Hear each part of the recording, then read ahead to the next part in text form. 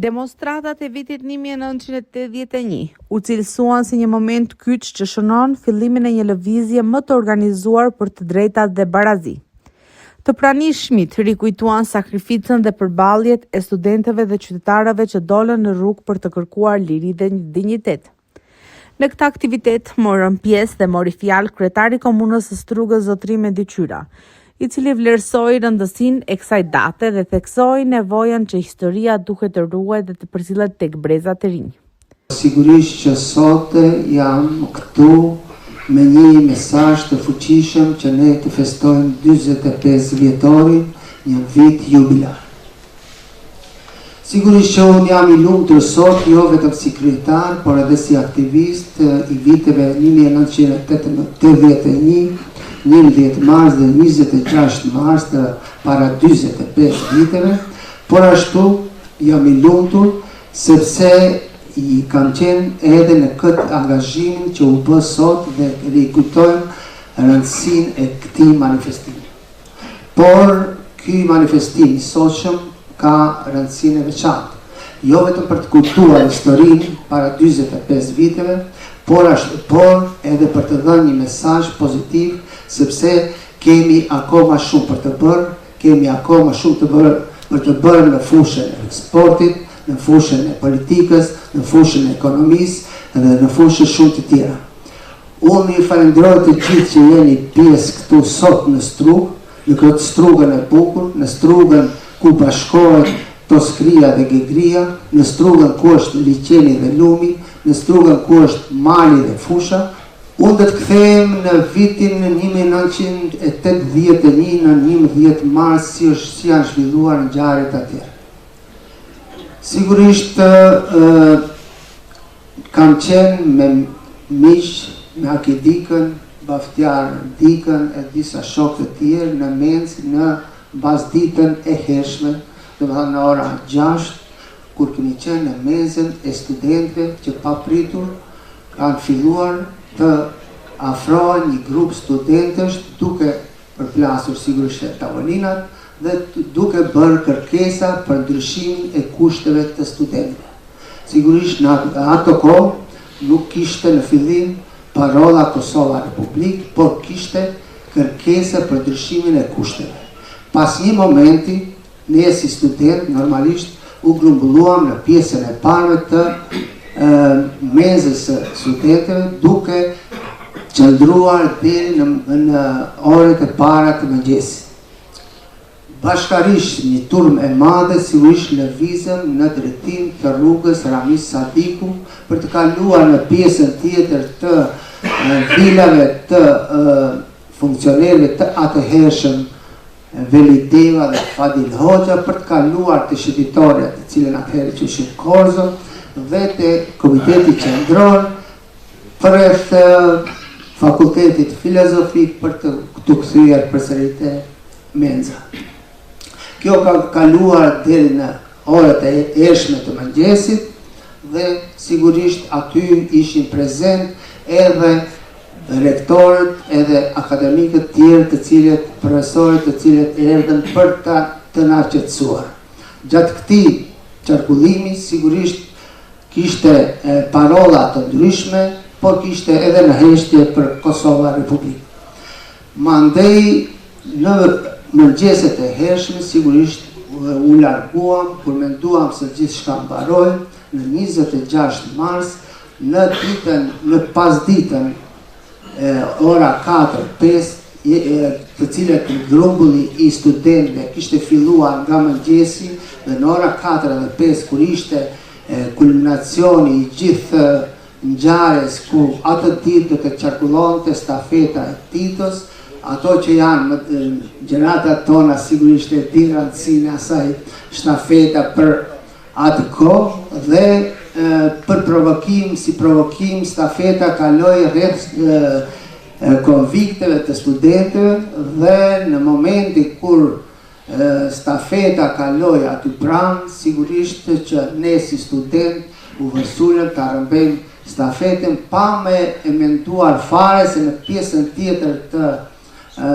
parkut i cili quhet Parku i Fontanës, ishim një pjesë e madhe e forcave policore serbe, jugoslave dhe njëkohësisht edhe të Kosovës. Dhe në momentin kur ne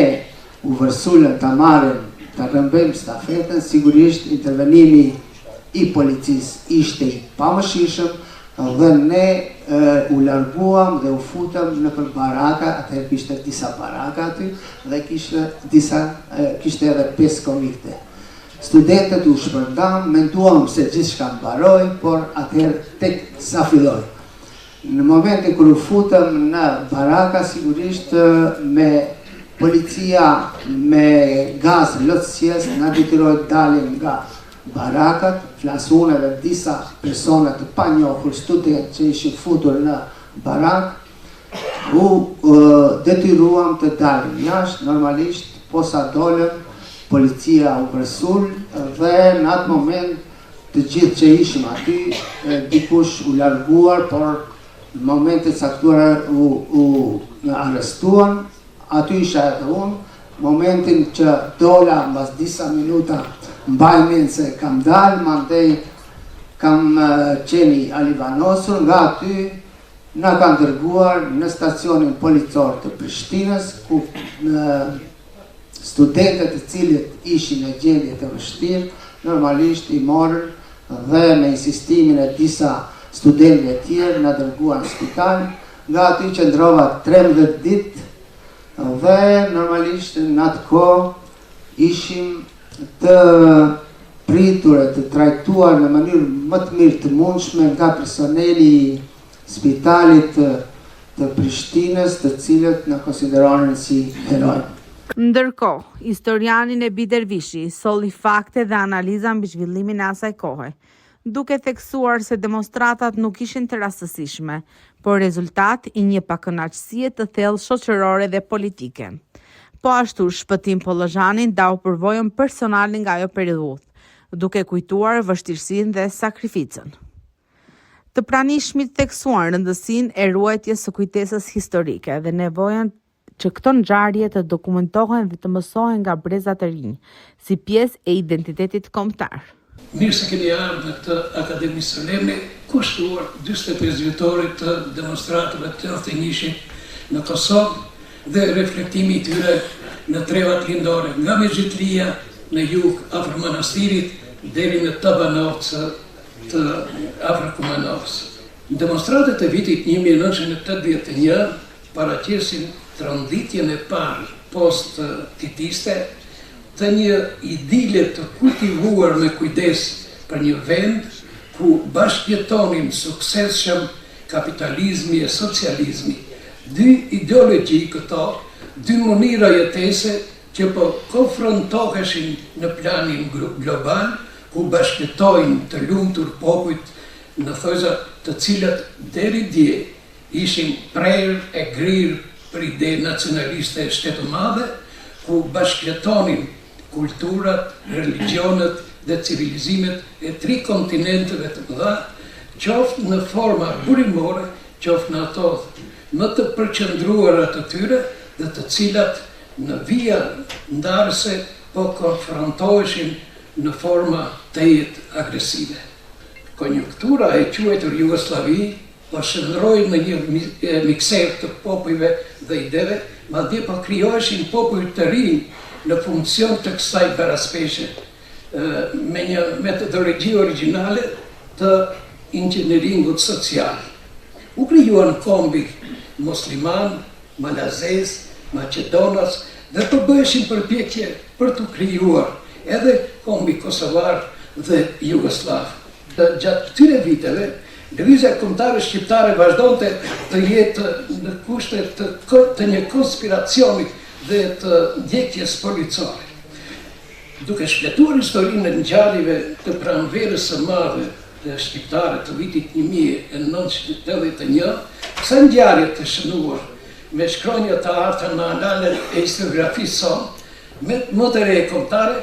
çështja kalon të problemi shqiptari viteve të 10 pra të